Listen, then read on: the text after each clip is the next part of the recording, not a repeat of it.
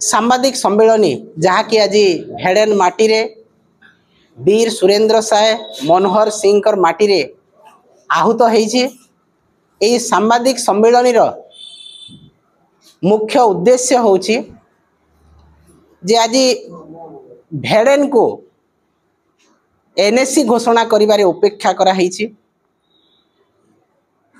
भेड़ेन माटी को आज एनएससी घोषणा रे वंचित करा होईची।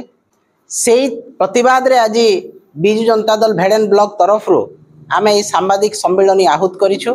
दुखर कथा दुर्भाग्यर कथा सरकार जेते बेले पुणी थरे डिक्लेयर करा हला एनएससी सेही समय रे भेड़ेन एनएससी को बाद दिया हला एवं पाइक माल एनएससी को बाद दिया हला बरगढ़ जिल्ला।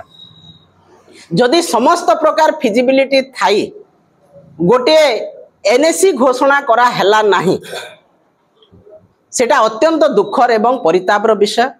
गोटे एनएससी जेते बेले डिक्लेयर हुए सेही समय रे तांको रास्ता घाट रो उन्नति करा जाए, ड्रेन रो डेवलपमेंट करा जाए, गोटे गाँ को किपरि भाव रे अर्बान डेवलपमेंट करा हबो सेटा होची एनएससी रो मुख्य आधार। जेहेतु एठी हॉस्पिटल अछि हॉस्पिटल रो आहुरी उन्नतिकरण करा हबो, ड्रेन रो निर्माण करा हबो, रास्ता घाट निर्माण करा हबो, कल्याण मंडप करा हबो, स्टेडियम तैयार करा हबो, इंडोर स्टेडियम करा हबो, विभिन्न प्रकार आनुषंगिक विकास जहा कि सहरांचल रे अछि। जदि एनएससी घोषणा हबो कुबेटेगा ग्राम पंचायत एवं भेड़ेन ग्राम पंचायत संपूर्ण भाव रे अर्बान डेवलपमेंट एठी हेई परिबो। एटा होची उद्देश्य। एवं हमर जहा आवास योजना रे घर आसुची, जहा भत्ता आसुची लोकंक बुद्ध वृद्धा मान तार मध्य बहुगुणित होकर आसब ये अंचल को लेकिन। तेणु सर्वोपरि ए अंचल विकास गोटे सहर भलिया विकास हो पार।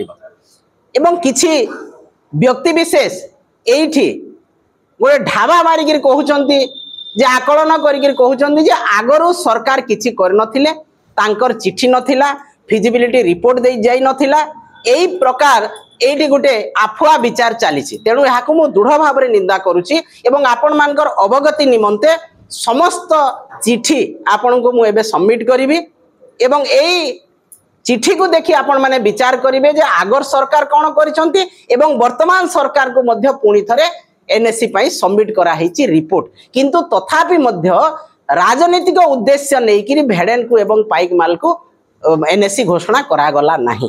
भेड़ेन अंचल रो अधिवासी आकुल चित्तरे अनै रहिछंती जे केबे एनएससी घोषणा हबो एवं केबे आमे शहर रो सुविधा पाइबो, केबे आमर रास्ता घाट ठीक हेबो, केबे आमे समस्त प्रकार विकास रो सहरांचल विकास रे शामिल हेबो।